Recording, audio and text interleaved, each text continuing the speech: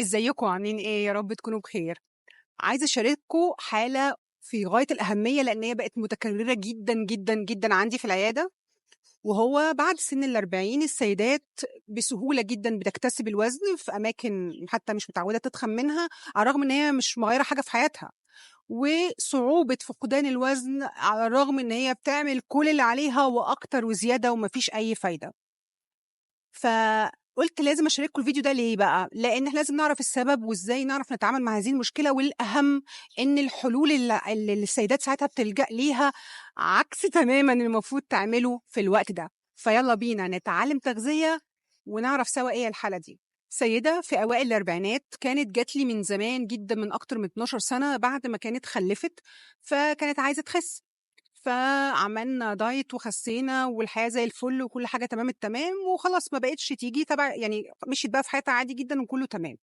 جات لي في العيادة من شهر ونُص بتشتكي إن من بعد ما تميت ال40 وأنا جسمي اتغيّر، بدأت أتخن بطريقة مش مفهومة، ومهما عملت طبّقت حتى الحاجات اللي هي كانت بتعملها زمان وزوّدت عليها أكتر.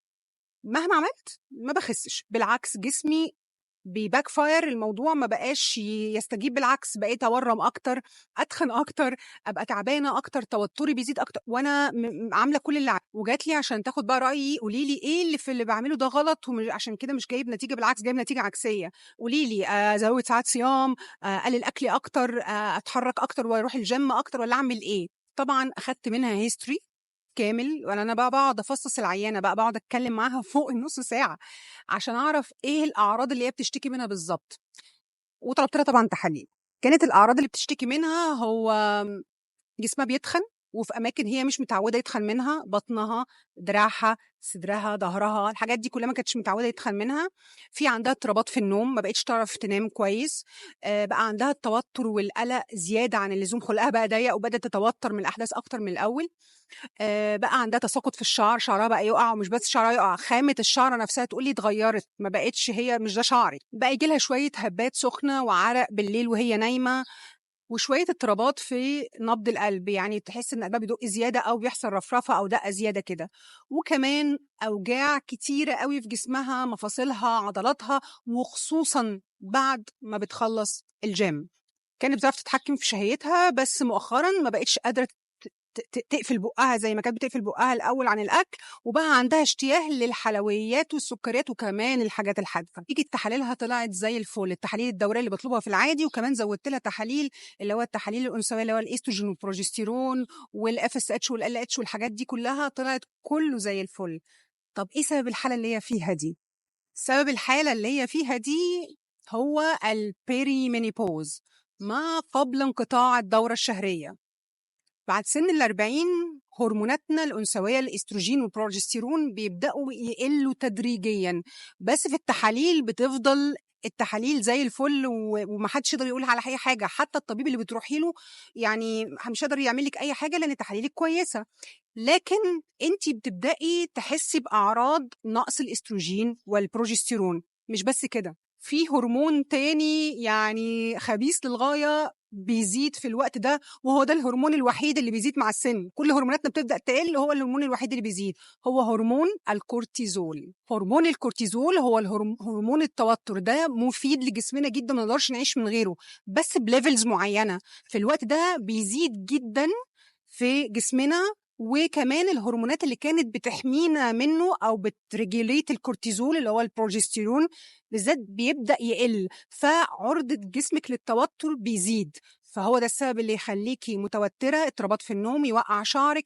يخلّيكِ عندِك شهية للحلويات والسكريات والنشويات، يتخّن جسمِك من أماكن مش متعودة تتخني منها، وكمان يخلّي جسمِك مورّم وما تخسّيش بسهولة. فالحل هنا بينقسم لشقين، أول شق إن إحنا بنقلل مستويات التوتر في جسمنا، وتاني شق إن إحنا بنحافظ على الهرمونات الأنثوية بتاعتنا الإستروجين والبروجستيرون على قد ما نقدر إنها ما تقلّش بسرعة في جسمنا.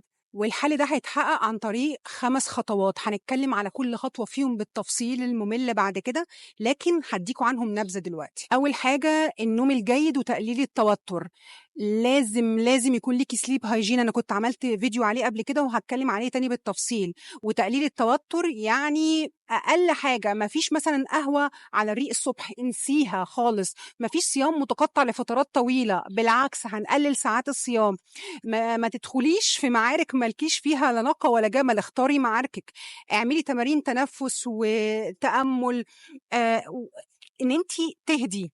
تاني حاجة الأكل لازم يكون ضد الالتهابات، ما يعملكيش التهابات في جسمِك، وفيه مضادات أكسدة. وما ينفعش خالص، خالص إن أنا آكل أكل قليل السعرات جدًا وأضيّقها على نفسي جدًا، لإن ده كان ينفع زمان لمّا كنا في العشرينات والتلاتينات، دلوقتي مش هينفع خالص.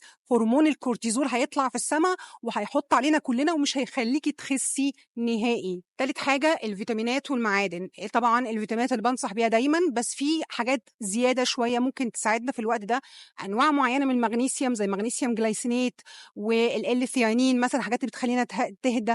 الأشواجندا، الريديولا، كل ده هنتكلم عليه. بس ما ينفعش ما تاخديش فيتامينات ومعادن. الstress والتوتر بيخلّينا نفقد فيتامينات ومعادن أكتر، مش هنقدر نحصل عليها من الأكل. رابع حاجة الرياضة. طيب، مش كل ما هاقعد في الgym كتير هيبقى أحسن، بالعكس. أي حاجة هتعلّي لِك هرمون التوتر هتbackfire وهتبوّظ لِك الدنيا تمامًا. المشي، اليوجا، تمارين المقاومة، الحاجات كلّها الهادية اللي هتزوّد لِك كتلة عضلية وتحافظ لِك على كتلتِك العضلية وتقلل لِك التوتر. وأخيرًا الهرمونات التعويضية الbio identical hormonal replacement therapy. عايزة أقول هنا حاجة مهمة أوي بقى، مش كل السيدات هتحتاج هرمونات تعويضية، تمام؟ ولو أنتِ خدتِ هرمونات تعويضية من غير ما تعملي ال4 خطوات الأولانيين مش هيجيبوا أي نتيجة. ولو عملتِ ال4 خطوات الأولانيين كويس أوي، هتوصلي لنتيجة مرضية جدًا وهتعرفي تتعايشي مع الperimenopause وممكن ما تحتاجيش لهرمونات تعويضية. معنى كلامي إن الlifestyle modification اللي هو تغيير نمط الحياة أساسي ومهم للغاية. أنا كده خلّصت ويا رب يكون الفيديو مفيد ليكم.